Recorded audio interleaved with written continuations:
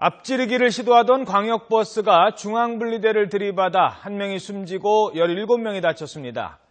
또 샌드위치 패널로 지어진 주택에서 불이 나 70대 독거노인이 숨졌습니다. 사건 사고 소식 강태욱 기자입니다.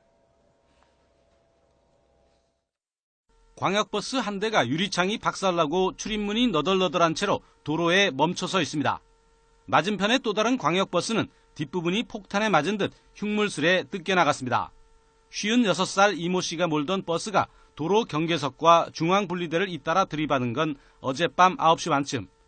이 사고로 중앙분리대가 떨어져 나가면서 마주오던 버스를 덮쳐 승객 21살 김모 씨가 숨지고 17명이 다쳤습니다. 경찰은 이 씨가 앞차를 추월하려다 운전 부주의로 사고를 낸 것으로 보고 있습니다. 어제 오후 5시쯤엔 시내버스와 화물차가 충돌해 화물차 운전자 24살 송모 씨가 크게 다쳤습니다. 경찰은 버스 블랙박스와 목격자 진술을 토대로 정확한 사고 경위를 조사하고 있습니다. 오늘 새벽 1시 40분쯤엔 샌드위치 패널로 만들어진 1층짜리 주택에서 불이 나 40분 만에 꺼졌습니다. 이 불로 76살 이모 씨가 숨졌고 주택 52제곱미터가 모두 탔습니다. 소방당국은 평소 몸이 좋지 않던 이 씨가 주택에 혼자 살았다는 주민들 진술을 토대로 화재 원인을 조사하고 있습니다. 경기 수원 서부경찰서는 PC방에서 흉기 난동을 벌인 혐의로 39살 이모 씨를 구속했습니다. 이 씨는 지난 20일 오후 수원역 앞 PC방에서 흉기를 휘둘러 24살 A씨를 살해하고 다른 3명을 다치게 한 혐의를 받고 있습니다. 정신분열증을 알아온 이 씨는 경찰 조사에서 범행을 종용하는 환청을 듣고 범행했다고 진술했습니다. YTN 강태욱입니다.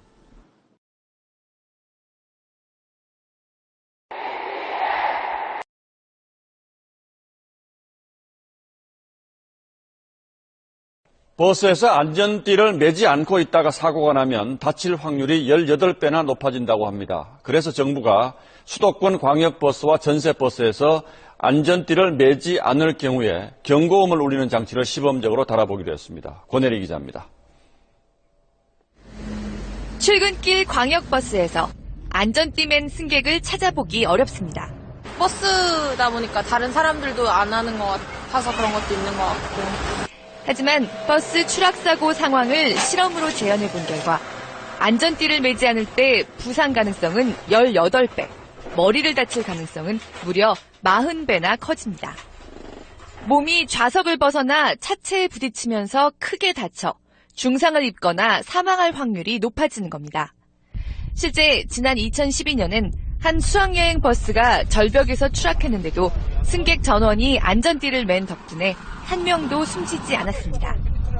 교통안전공단은 버스 안전띠 착용률을 높이기 위해 전세버스와 광역버스 한 대씩에 시범적으로 안전띠 착용 경고장치를 도입했습니다. 승객이 좌석에 앉으면 안전띠를 맬 때까지 앞자리에 부착된 빨간 경고등이 계속 깜빡거리고 기사도 승객들의 안전띠 착용 여부를 실시간 확인해 착용을 지도할 수 있습니다. 그 좌석만 밝게 비치니까 벨트 매라고 주변 분들이 더 말씀 많이 해주시는 편입니다. 경고장치를 도입한 뒤 석 달 동안 안전띠 착용률을 집계해봤더니 승객들이 전체 탑승 시간의 70% 이상 안전띠를 매고 있는 것으로 집계됐습니다. 국토교통부는 전세버스 등의 이 장치 도입을 의무화하는 방안을 검토 중입니다. SBS 권혜리입니다.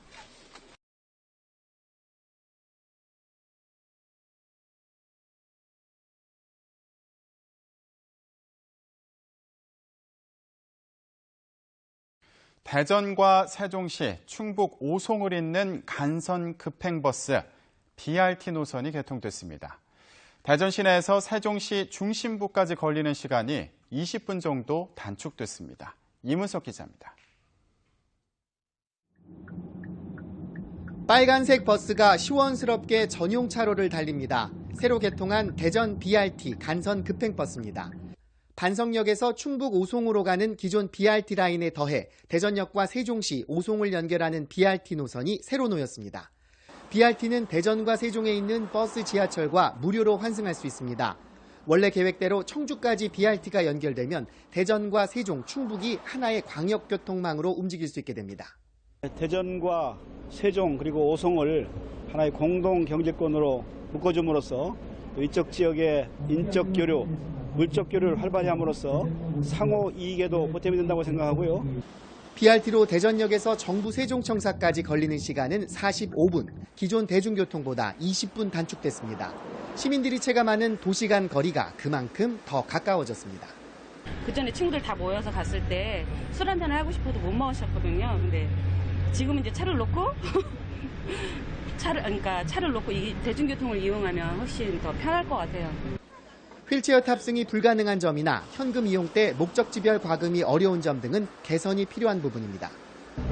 대전과 세종, 오송을 잇는 BRT는 5일 동안 시범 운영을 거쳐 오는 25일부터 정상 운영을 시작합니다. YTN 이문석입니다.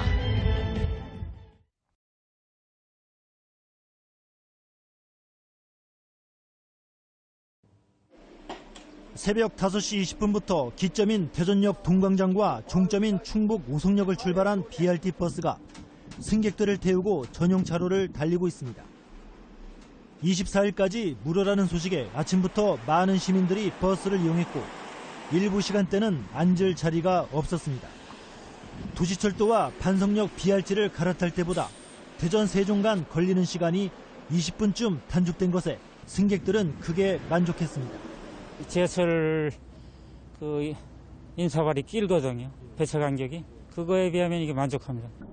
그러나 시험 운영 기간에는 11대 가운데 7대만 투입돼 운행 횟수가 59차례에서 40차례로 줄어 예고한 최대 17분보다 배차 시간이 길었습니다. 8시 6분에 전철 도착해가지고 여기 와 있단 말이에요. 지금 한 10분쯤부터 계속 기다린 거죠. 그리고 이쪽인지 저쪽인지도 몰라가고 저쪽 갔다가 또 이쪽 갔다가. 휠체어나 유모차를 가지고 탈 수 없는 버스 구조여서 교통약자를 외면하고 있다는 지적도 나옵니다.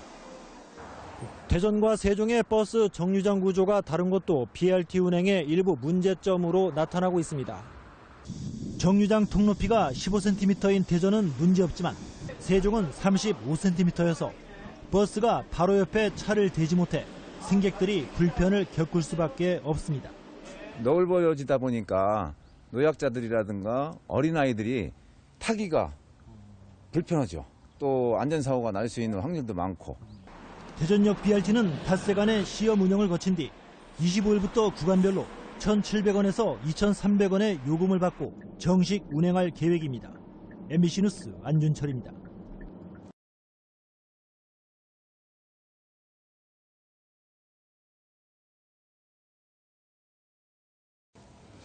대전 시내버스 45대에 14억 원을 들여서 불법 주정차 단속 카메라를 설치했지만 기대만큼 큰 효과를 거두지 못하고 있습니다. 대전 MBC의 취재로 대전시가 개선에 나섰다고 하는데요. 이 소식을 고병건 기자가 취재했습니다. 대전의 시내버스에 달려있는 단속 카메라입니다. 버스 전용 차로를 달리며 불법 주정차된 차량을 단속하기 위해 지난 2008년 도입됐습니다. 15개 노선에서 각 3대씩 45대에서 운영 중인데 이 장비를 갖추는 데만 14억 원이 들었습니다. 문제는 단속 건수가 해마다 줄고 있다는 겁니다. 2012년에 버스 한 대당 불법 주정차 차량을 하루 2대씩 단속했던 반면 지난해는 채 한 대가 되지 않습니다. 같은 기간 카메라 고장 건수는 60% 늘어났고 유지 비용도 4천만 원 가까이 더 투입되면서 장비 관리에 문제가 있는 게 아니냐는 지적도 나옵니다. 그 확인을 지금까지 수치 안 했다는 얘기입니다. 즉 카메라 보게 되면은 거기에 카메라 렌즈에 문지가 쏙히 앉아가지고 잘 안 찍힙니다. 취재가 시작되자 대전시는 단속 노선을 바꾸는 등 단속이 효율적으로 이뤄질 수 있도록 대책을 마련하겠다고 밝혔습니다.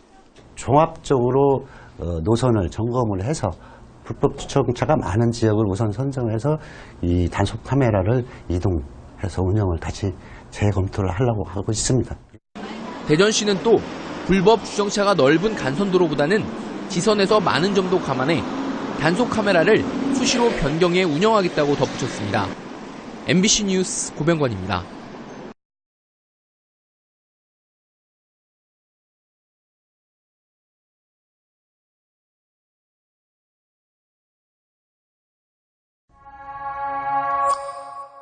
빌보드라니 방탄소년단이 소셜 네, 도심 곳곳을 보면 불법 주차를 단속하기 위한 무인 카메라가 이렇게 설치가 돼 있는데요.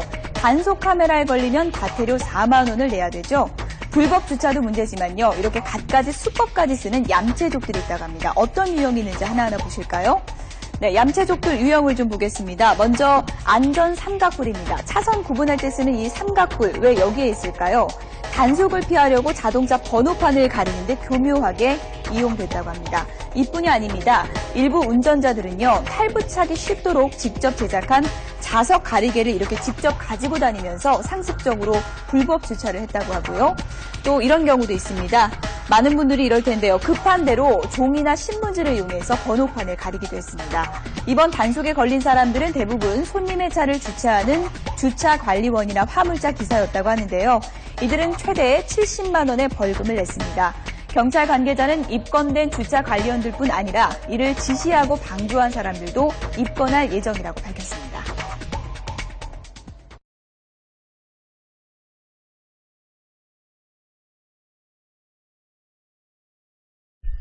최근 인천 시내에 이동식 단속 카메라를 이용한 과속 단속이 부쩍 늘었습니다. 고정식 카메라가 아닌 만큼 내비게이션도 단속 지점을 알려주지 않아 운전자들은 단속 여부를 알 수가 없는데요. 자신도 모르는 사이에 단속되는 경우가 많아서 운전자들 사이에 불만이 나오고 있습니다. 김지영 기자가 취재했습니다. 인천 남구의 편도 4차로 도로입니다. 자세히 보니 차선 끝에 누군가 앉아 있습니다. 과속 단속 중인 교통경찰입니다. 화단으로 된 중앙 분리대 사이에도 작은 카메라가 설치되어 있습니다.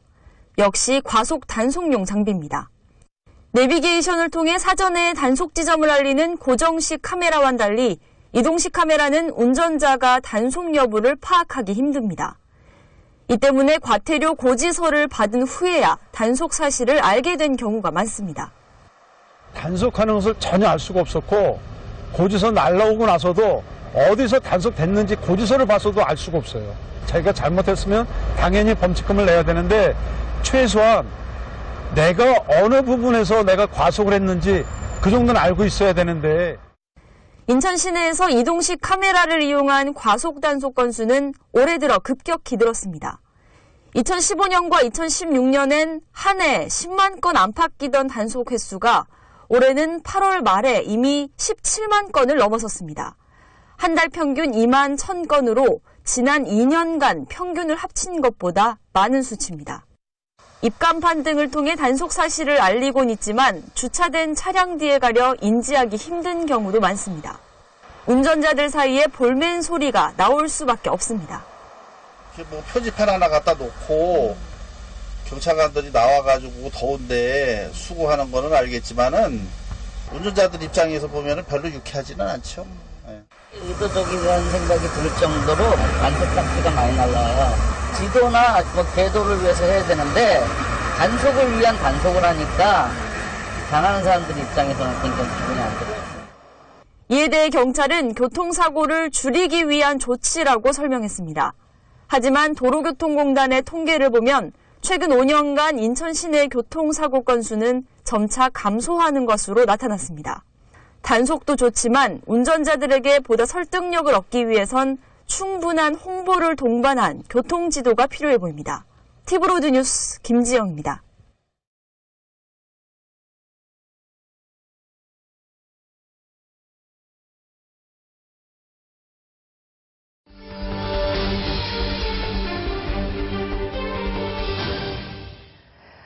오늘 시작된 수도권 광역버스의 입석 금지 운행. 이 출근 대란 정도는 아니었지만 곳곳에서 혼선이 빚어졌습니다. 출근 버스를 타지 못한 시민들의 불만이 터져나오면서 결국 3시간 만에 일부 입석을 다시 허용하기까지 했습니다. 전기영 기자가 그 현장에 다녀왔습니다. 경기도 수원의 한 버스 정류장. 서울로 출근하는 시민들이 50m쯤 줄을 서서 광역버스를 기다립니다. 하지만 이미 좌석이 다 찬 버스는 정류장에 서지도 않고 그냥 떠나고 눈앞에서 버스를 3대나 놓친 시민은 분통을 터뜨립니다. 출근해야 되거든요. 저 화나가지고 지금 눈물 날 것 같아요. 역시 출근길 시민들이 몰린 경기도 분당의 버스 정류장. 줄을 서서 겨우 버스에 올라탔지만 버스 기사가 자리가 다 찼다며 서서 가려는 승객을 내리게 합니다. 내려오세요, 빨리. 이런 혼란과 불편은 경기도 주요 버스 정류장에서 출근 시간 내내 계속됐습니다. 30분 넘게 버스를 기다리다 결국 택시를 잡아 타거나 집에 다시 돌아가 차를 끌고 나와 출근하는 시민도 많았습니다. 버스 한 10대 넘게 놓친 것 같아요. 저쪽 정류장도 갔다 오고 이쪽 정류장도 갔다 오고 계속 왔다 갔다 했는데 계속 만석이니까. 버스 타기가 너무 힘들다는 민원이 빗발치자 경기도시군 지자체는 오전 8시쯤부터 버스 회사에 입석 승차를 억지로 막지는 말라는 지침을 내렸습니다. 이 차는 입석 금지 아니에요? 지금 이제 도에서 지침이 내려와서 도저히 안 된다고 일단 처분합니다. 그나마 입석 금지 첫날인 오늘은 많은 시민이 평소보다 일찍 출근해 더 큰 혼잡은 피할 수 있었지만 휴가철과 대학생 방학이 끝난 뒤에는 출근 대란이 불가피할 거라는 우려가 커지고 있습니다. MBC 뉴스 전기영입니다.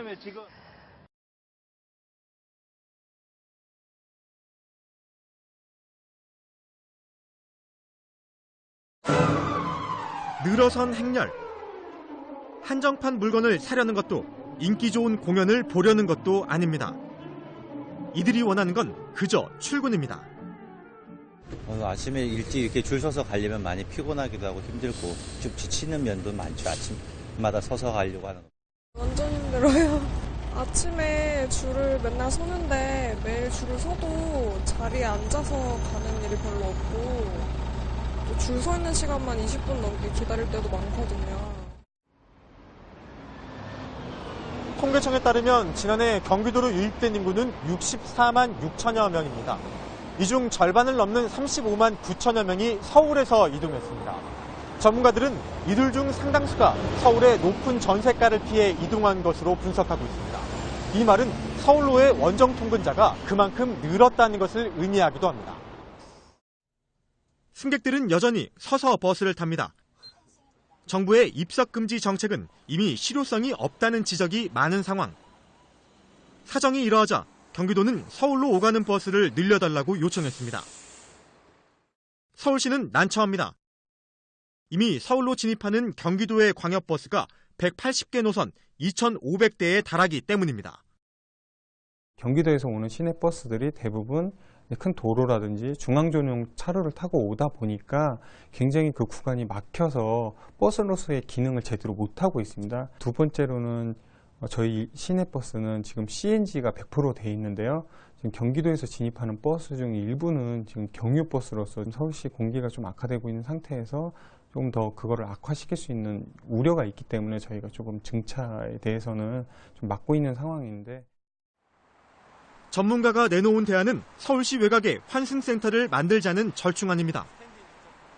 광역버스를 단순하게 정차만 시키면은 서울 강남대로와 같은 그런 혼잡 지역을 통과할 때 버스 트레인 현상이 발생해서 버스가 제대로 통과하지 못하기 때문에 이런 정차 효과를 볼 수가 없습니다. 따라서 서울 외곽 지역에 환승센터나 환승정류장을 건설을 해서 경기도 버스를 회차시키고 서울시 버스나 지하철로 이렇게 환승하도록 해서 서울 도심으로 들어오도록 하는 게 필요하다고 봅니다.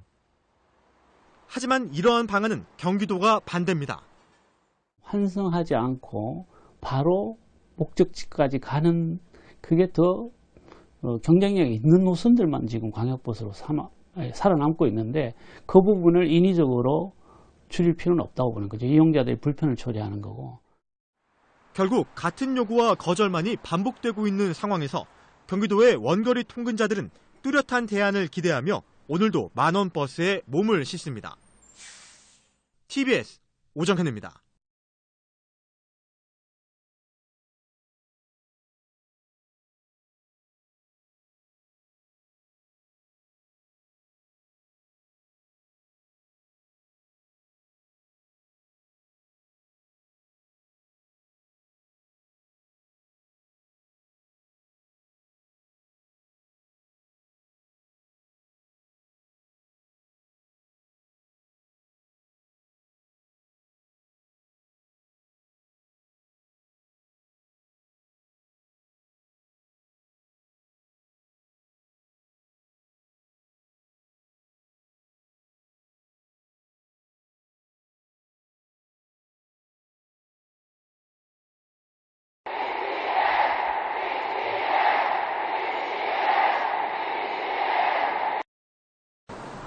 경기도에 등록된 버스 가운데 서울을 오가는 버스는 2,200대로 이 가운데 1,600대가량이 경유버스입니다. 인천에서 서울로 진입하는 경유버스는 70대가량입니다. 하루 평균 40만 명이 경기와 인천에서 서울행 경유버스를 이용합니다. 서울은 환경오염을 줄이기 위해 7,500대의 경유버스가 모두 CNG, 압축 천연가스 버스로 교체됐습니다. 미세먼지가 심각해지자 서울시는 경기와 인천의 경유버스를 더는 내버려둘 수 없다는 결론을 내렸습니다. 서울시 고위 관계자는 1년가량 유예기간을 두고 경기와 인천의 경유버스가 서울에서 운행하지 못하도록 하는 안을 검토하고 있다고 전했습니다. 운행 제한 전에 두 지역의 경유버스를 모두 CNG 버스로 교체해야 한다는 겁니다. 문제는 재원인데 CNG 버스 한 대의 값은 1억 2천만 원이나 합니다. 경유버스 1,700대를 교체하려면 최소 2천억 원 이상의 비용이 들어갑니다. 지방자치단체는 물론이고 정부 지원이 있어야 기간 안에 전면 교체가 가능한 상황입니다. 유예 기간에 경유버스를 모두 교체하지 못해도 버스 노선을 강제로 없애는 극단적 상황이 벌어질 가능성은 작습니다. 서울시는 대신 과태료 부과와 노선 신설 제한 같은 조치를 검토하고 있습니다. 서울시는 경유버스 운행 제한을 비롯한 미세먼지 저감 대책을 다음 달 초에 발표합니다. YTN 최재민입니다.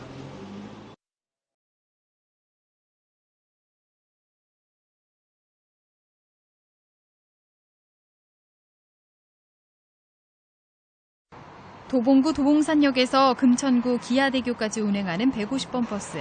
서울 시내버스 중 최장거리 노선을 운행합니다. 하지만 150번 버스를 이용하는 승객들은 다음 달을 생각하면 한숨만 나옵니다. 출근길에 줄곧 이용해왔던 150번 버스의 노선이 단축되기 때문입니다. 요금도 더 나가게 되고 한 번에 갈 수 있는 거를 두 번에 세 번 이렇게 시간도 많이 걸리고 지나가는 정류장만 해도 126곳이나 되고 세종로와 서울역, 노량진 등 서울 도심을 통과하기 때문에 승객 수도 많은 편입니다. 평균 이용객 수는 3만 5천여 명으로 서울 시내버스 전체 380여 개 노선 중 3위를 기록할 정도입니다. 하지만 내달 19일부터 최장 노선 150번 버스는 사라지게 됐습니다. 시내버스 노선 조정 심의에 의해 기존 도봉산역에서 기아대교까지 운행되던 버스가 도봉산역에서 구로 디지털 단지역까지 축소 운행이 결정된 겁니다. 150번 노선은 원래 도봉산 차고지에서 기아대교까지 운행했습니다. 근본 노선 조정 심의에서 기아대교에서 시흥 IC 구간의 단축이 결정이 되었습니다. 노선 축소의 가장 큰 이유는 운행 시간. 한 번 운행에 기본 4시간이 소요되기 때문에 운전기사들의 피로가 극심합니다. 노선이 워낙 길다 보니까 지금 우리가 일회를 운행을 하고 오다 보면 너무 멀어가지고 뭐 화장실 부분이나 가스를 넣고 다시 다음 회차에 운행을 하려면 너무 시간이 없어서 항상 휴식을 취하지 못하고 있습니다. 하지만 10년 가까이 운행해온 노선이 갑자기 사라지게 되자 시민들은 불편을 호소하고 있습니다. 특히 금천구 시흥동, 경기도 광명시 소화동 등 단축 구간 주민들의 반발이 심합니다. 시흥동에서 광화문 가는데 이제 앞으로 노선이 단축되면은 한번 갈아타게 돼서 시간이 더 많이 걸리고 불편한 점이 많을 것 같아요. 서울시는 시민들의 불편을 줄이기 위해 당초 종로를 종점으로 150번 구간을 2개로 나누려고 했지만 시흥동에 버스 차고지가 없어 계획을 취소했습니다. 저희가 150번 노선 단축으로 기존 이용 쓰기 불편을 최소화하기 위해서 대체 노선인 553로 증차를 검토했으나 경기도의 부동의로 저희가 시행하지 못하게 됐습니다. 대신에 다른 대안을 지금 찾고 있습니다. 시민의 편안한 발이 돼주었던 150번 버스. 시민과 버스기사 모두의 안전과 편리함을 위한 대책이 필요한 때입니다. TBS 리포트입니다.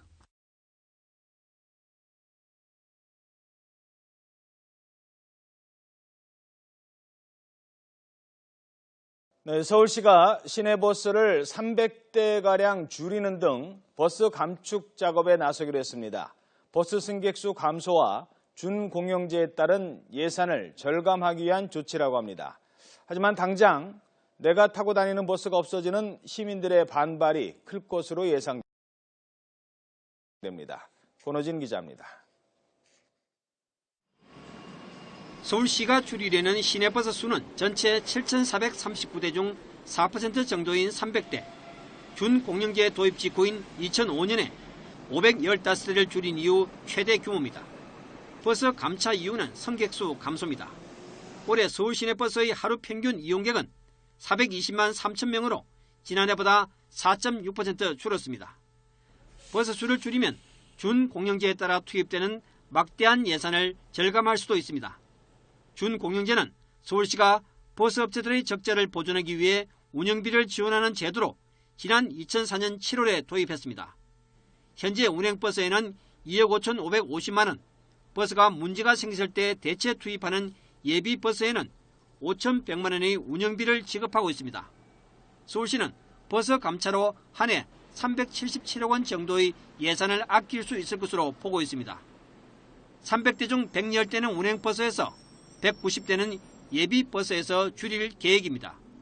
현재 운행 중인 장거리 노선도 쪼개거나 일부 우회 구간을 줄이기로 했습니다. 노선 거리 50km 이상이거나 운행시간 180분을 넘는 장거리 노선은 143번과 150번 등 총 33개가 있습니다. 서울시는 감차를 위해 버스 업체들과 협의에 나섰지만 당장 버스를 이용하는 시민들은 크게 반발할 것으로 예상됩니다. 시내버스 운행은 시민 편의가 최우선인 만큼 이들의 의견을 반영해 불편을 최소화하는 효율적인 방안이 나오기를 기대해 봅니다. YTN 근호진입니다.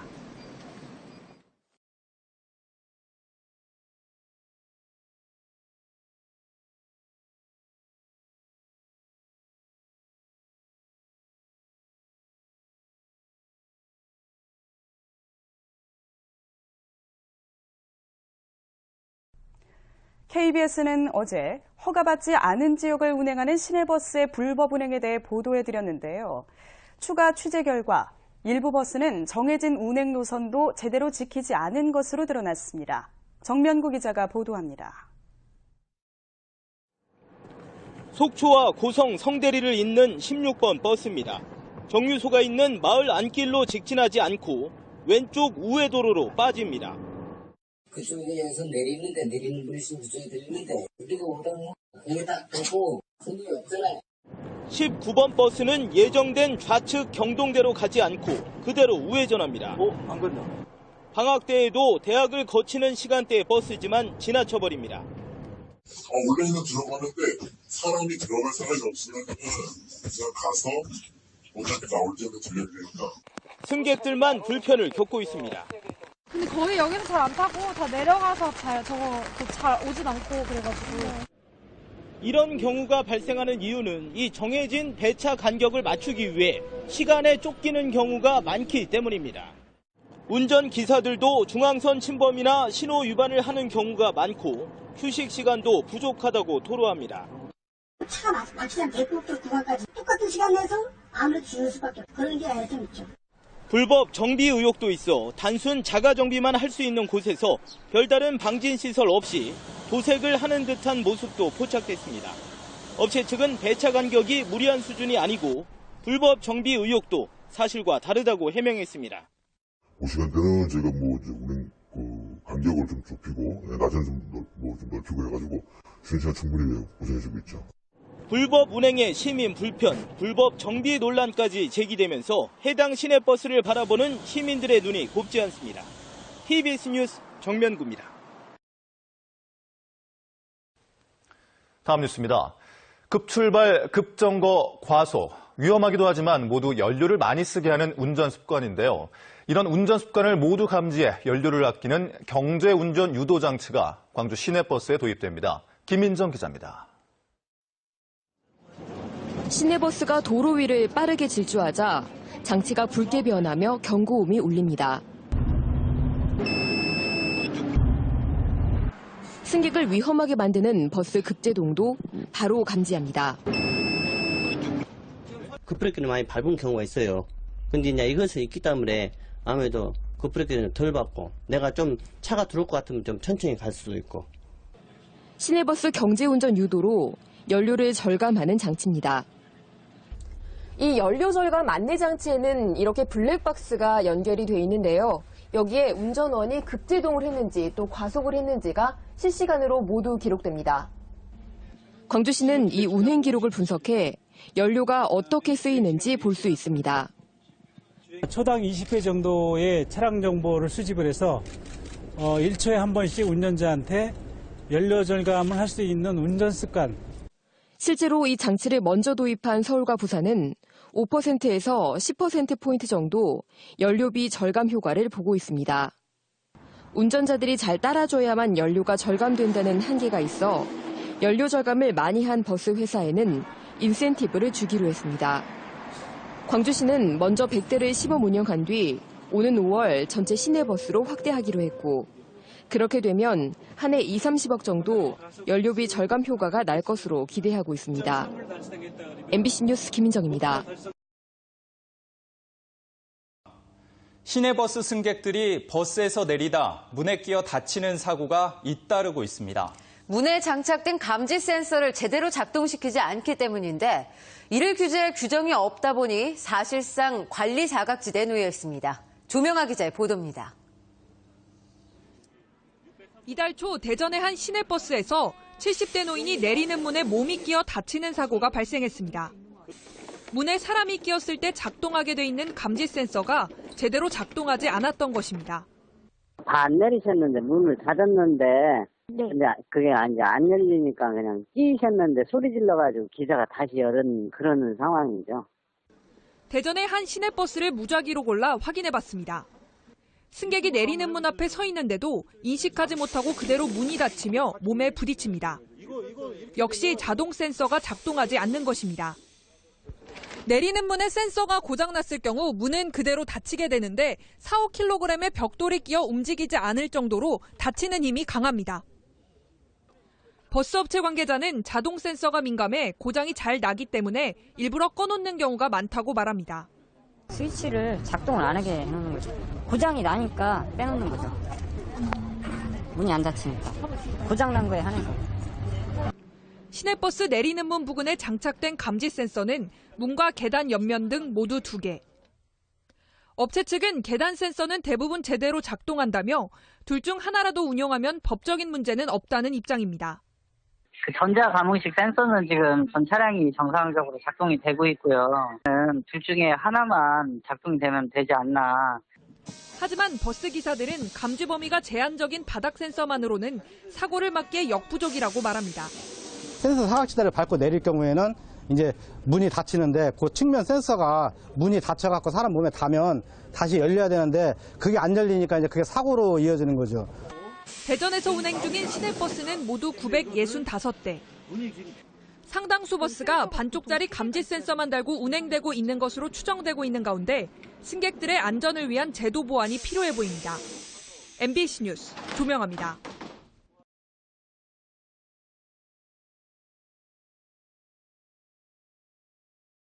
오, 대시보드도 움직이네.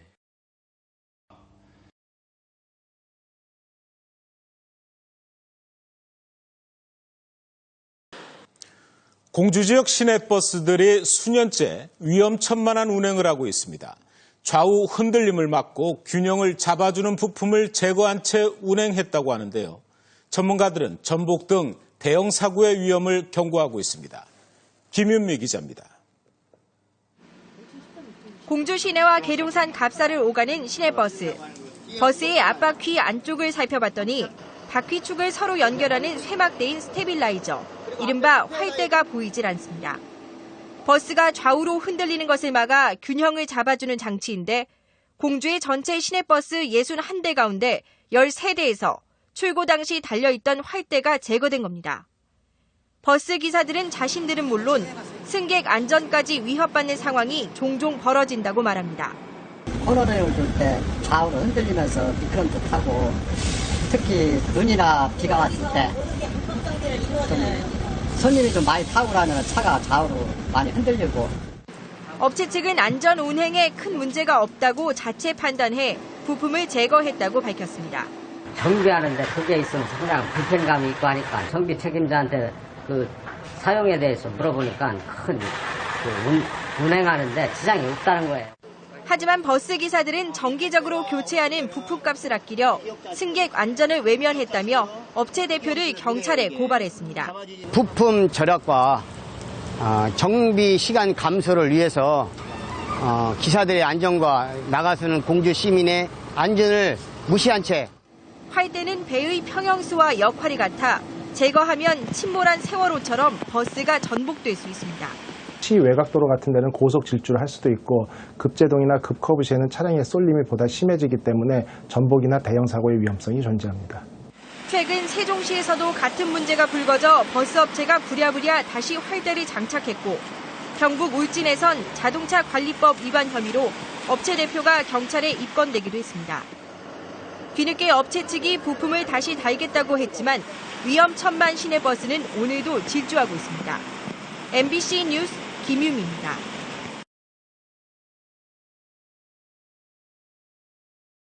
자, 시청자 여러분, 시내버스 탔을 때 차가 완전히 멈춘 뒤 내리라, 이런 안내 문구를 쉽게 볼 수 있으셨을 겁니다. 또 버스 기사도 이런 말 자주 승객들에게 실제로 합니다. 그런데 이런 지침대로 따라해 봤더니 문이 닫히고 버스가 떠나기 일쑤였습니다. 여러분도 아마 같은 경험 있으셨을 텐데 이럴 때 참 난감합니다. 변재영 기자입니다.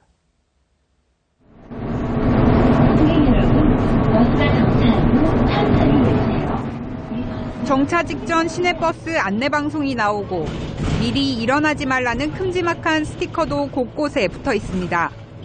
하지만 원칙대로 차가 멈춘 뒤 하차해봤더니 버스 20대 가운데 절반이 넘는 11대가 내리기도 전에 문부터 닫혔습니다. 잠시만요. 문 좀 열어주세요. 상황이 이렇다 보니 승객들은 달리는 버스에서 미리 내릴 준비부터 합니다. 버스 기사들은 시간 탓을 합니다. 빡빡한 운행 간격을 지키기 어렵다는 겁니다. 실제 시간도 부족하고 승객도 많고 시간적인 문제라는 얘기를 가장 많이 하죠. 일본 등 선진국에선 버스가 정차한 뒤 내리는 게 원칙입니다. 대중교통은 안전이 최우선이기 때문입니다. 배차 간격이라든지 운행 횟수를 중시하기보다는 안전하게 운행하는가를 모니터링을 더 중시해야 되는데 그렇지 못한 경우가 많아요. 형식적인 안내에 그칠 게 아니라 실제 이를 지킬 수 있는 환경이 먼저 만들어져야 한다는 지적입니다. TV조선 변재영입니다. 승객에게 폭언을 하며 승차를 거부한 버스 운전기사를 해고한 건 정당하다는 법원의 판결이 나왔습니다. 운전기사는 해고라는 징계는 가혹하다고 항변했지만 법원은 이를 받아들이지 않았습니다. 보도에 이재동 기자입니다. 지난해 6월 버스 운전기사 김모 씨는 여성 승객 A 씨가 버스에 오르자 대뜸 고성을 질렀습니다. 김 씨는 택시를 타고 다니지 왜 버스를 타고 다니느냐, 19년 운전 생활을 하면서 너 같은 사람은 처음이라며 삿대질과 함께 욕설을 이어갔습니다. 보름 전 A 씨가 버스에서 내리다 닫히던 문에 발목을 부딪혀 합의금으로 100만 원을 줬는데 얼마 지나지도 않아 A 씨가 멀쩡하게 다시 버스에 오르는 모습에 화가 났던 겁니다. 김 씨의 계속된 폭언에 A 씨는 결국 경찰을 불렀고 이러한 사실이 회사에도 알려지며 김 씨는 해고됐습니다. 이를 두고 중앙노동위원회가 부당해고라며 회사의 처분을 무효로 하자 버스회사는 중앙노동위와 김 씨를 상대로 소송을 냈고 법원은 회사의 손을 들어줬습니다. 재판부는 김 씨가 버스 운전기사로서 승객의 안전을 책임져야 함에도 폭언을 하며 운전에 전념하지 않는 등 승객에게 불안감을 주는 행위를 했다고 설명했습니다. 또 재판부는 다수의 승객이 이 같은 광경을 목격해 버스회사의 명예가 훼손됐다며 해고 처분은 적법하다고 결론 내렸습니다. 김 씨는 20년 가까이 회사를 위해 일했다며 해고 처분은 가혹하다고 항변했지만 법원은 받아들이지 않았습니다. 연합뉴스TV 이재동입니다.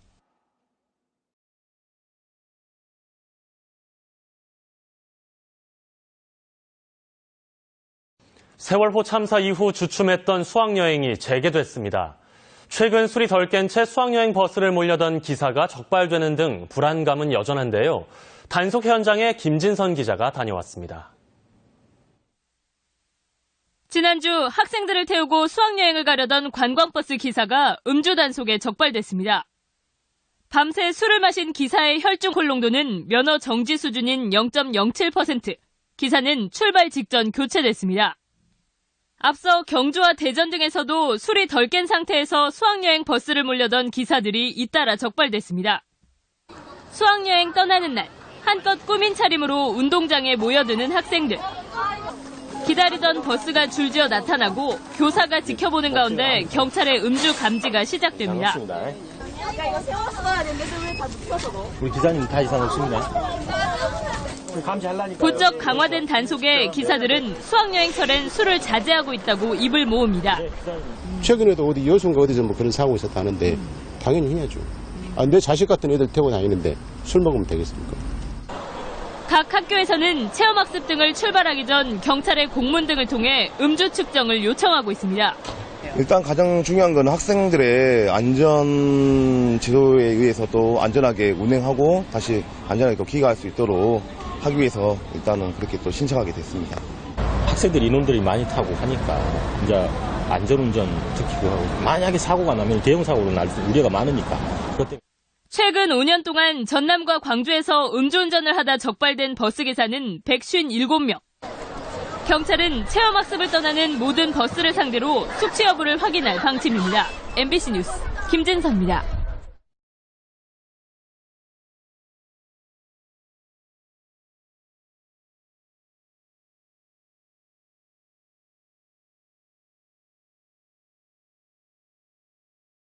봄을 맞아 체험학습이나 수학여행을 떠나는 학교가 늘고 있습니다. 경찰이 안전사고를 막기 위해 출발 전 버스기사를 상대로 음주 단속을 하고 있는데 올해도 적발되는 사례가 되풀이되고 있습니다. 이상곤 기자입니다. 요금소를 통과한 버스가 갓길에 정차합니다. 운전기사 음주 측정을 했더니 혈중 알코올 농도 0.042%가 나왔습니다. 차에는 중학생들과 학부모가 타고 있었습니다. 면허정지 수치에 조금 모자라 훈방 조치됐지만 학부모 항의로 운전기사는 교체됐습니다. 적발된 운전기사는 전날 먹은 술이 깨지 않은 상태에서 운전석에 앉은 것으로 드러났습니다. 지난해 학생을 태운 관광버스 운전기사를 대상으로 음주 단속을 벌인 결과 대전과 충남에서만 5명이 적발됐습니다. 이 가운데 1명은 혈중 알코올 농도 0.078%로 면허정지 수준이었습니다. 본인은 술이 깼다고 생각을 하지만 실질적으로는 술이 덜 깬 상태로 운행을 하기 때문에 적발이 됐습니다. 사고 예방을 위해 경찰은 학교에서 요청이 들어오면 체험학습이나 수학여행을 떠나기 전 버스기사들의 음주 여부를 측정해주고 있습니다. 경찰은 혈중 알코올 농도가 면허 정지 수준보다 낮아도 운전대를 잡지 못하게 하고 있습니다. 학생들을 데리고 수련회를 다녀오는 입장에서 아주 안전하게 다녀올 수 있을 것 같아 다행스럽게 생각하고 있습니다. 하지만 거듭된 지도와 단속에도 불구하고 지난달 부산의 한 학교에서 체험학습 버스 운전기사가 또다시 음주 단속에 적발됐습니다. 봄철 음주운전으로 인한 버스 사고를 막기 위해 운전기사 스스로의 책임의식과 함께 더욱 강력한 단속이 뒤따라야 할 것으로 보입니다. YTN 이상곤입니다.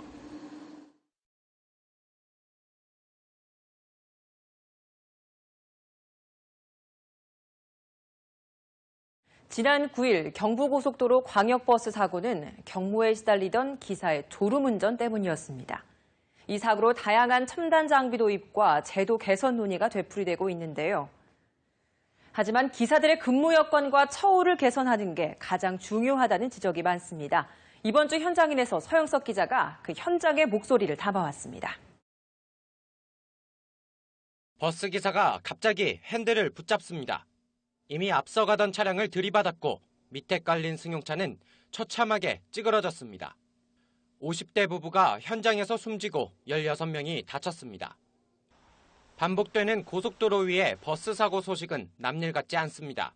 아무래도 맨날 타는 버스다 보니까 제 일 같기도 하고 잘못했으면 제가 사고 날 수도 있는 거니까. 사고가 난 지 사흘 뒤 같은 노선을 오가는 버스 안이 분주합니다. 안전운행을 위해서 전방 추돌 경보 기능과 차선 이탈 경보 기능을 갖춘 첨단 안전운전 장치를 설치하고 있는 중입니다. 깜빡이를 켜지 않고 차선을 넘거나 앞차와 추돌 위험이 있을 때 운전자에게 경고를 내보냅니다. 자동 긴급 제동 장치와 졸음이 오면 알림이 오는 스마트 밴드까지 사고 예방법이 나오고 있습니다. 무엇보다 중요한 건 기사들의 실질적인 휴식 시간 보장이란 목소리도 나옵니다. 사고 운전자 51살 김모 씨는 사고 전날 18시간 넘는 일을 마치고 자정이 넘어서야 잠에 들었습니다. 아침 6시 반에 출근해 첫 운행을 시작한 김 씨는 점심시간을 갖고 3회째 운전에 나섰고 1시간도 안 돼 참사는 벌어졌습니다. 김 씨는 죽을 죄를 졌다며 과로로 운전을 하다 정신을 잃었다고 진술했습니다. 사정은 다른 운전기사들도 마찬가지입니다. 3일을 타고 하루 쉬고 한 탕에 4시간 운행하는 거고요. 하루에 4탕을 운행하니까 16시간 운전하는 거죠. 나와 있는 시간은 뭐 18시간 이상 되는 거죠. 시외버스 운전자의 월평균 근로시간은 260시간으로 하루에 13시간이 넘게 운전대를 잡고 있는 것으로 나타났습니다. 경기도 내 광역버스 운전기사들의 상황은 더 심각합니다. 하루 15시간 이상 운전하는 사람들이 70%가 넘고 15%는 하루 18시간 이상 운전하고 있었습니다. 거리감이 있고 정류장도 이거는 많이 쓰지 않고 그냥 쭉 그냥 졸리는 거 많이 오죠. 시내버스 같은 경우는 정류장마다 다 서서 사람들 타고 내리고 이런 식으로 하는데 이거는 이제 쭉 가다 보니까 공기도 잘 안 되고 하다 보니까 이제 졸음이 더 많이 오는 거겠죠. 가톨릭대학교 성모병원이 지난 2015년 버스 운전기사 1000여 명을 대상으로 조사한 운행 중 졸림 정도입니다. 운전시간 10시간 안팎인 서울 시내 버스 기사들과 달리 경기 지역의 시내버스와 광역버스 기사들은 점심 식사 뒤 졸림의 정도가 급격하게 증가합니다. 10분 중에 4분 정도의 분들이 매우 심하게 졸린 상태에서 오후 시간에 운전을 하게 되는 거죠. 사고가 굉장히 발생할 위험이 높은 상태라고 볼 수 있습니다. 장시간 운행과 제대로 된 휴게 시간을 보장받지 못해 일상적인 피로 운전에 노출돼 있는 겁니다. 원래는 하루하고 하루 쉬는 건데요. 그렇게 되면 이제 좀 집에 가져가는 수입이 좀 적어요. 그래서 그걸 좀 늘리기 위해서 이제 보통 저희는 3일을 타요. 낮다 하면 대형 참사로 이어지는 버스 졸음운전 사고에 국토교통부는 지난 2월부터 1일 운행 뒤 8시간의 연속 휴식 시간을 보장하고 있습니다. 이 8시간의 휴식 보장이 잘 지켜진다 하더라도 문제는 여전합니다. 마지막 운행을 마치고 차고지에 들어오면 차량 입고까지 여러 작업을 마친 뒤에야 퇴근할 수 있습니다. 출퇴근 시간까지 합치면 휴식은 그만큼 줄어듭니다. 총 주어진 8시간을 가지고는 실질적인 수면 시간이 5시간을 넘지 못하는 구조입니다. 때문에 연속 휴식 시간을 11시간 이상 보장을 해줘야지만이 경기도는 올해 안에 서울처럼 지자체가 버스업체의 적정 수입을 보장해주는 대신 관리 권한을 갖는 버스 준공영제를 도입하겠다고 밝혔습니다. 수입 보전으로 버스 회사 측과 운전기사들의 무리한 과로버스 운행을 줄이기 위해서입니다. 수도권 내 광역버스 기사들은 오늘도 지친 몸을 이끌고 80만 명이 넘는 시민들과 함께 길이로 나섭니다. 지금까지 현장인이었습니다.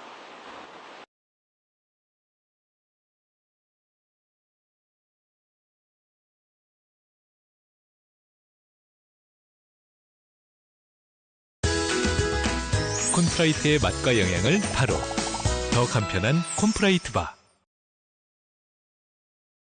지난 2014년 말 서울의 한 마을버스 업체가 지급한 월급여 대장입니다. 대부분 200만 원도 안 되는데 그나마 입사 초기에는 100만 원을 조금 넘어 최저임금에도 못 미치는 수준입니다. 근무 여건도 열악합니다.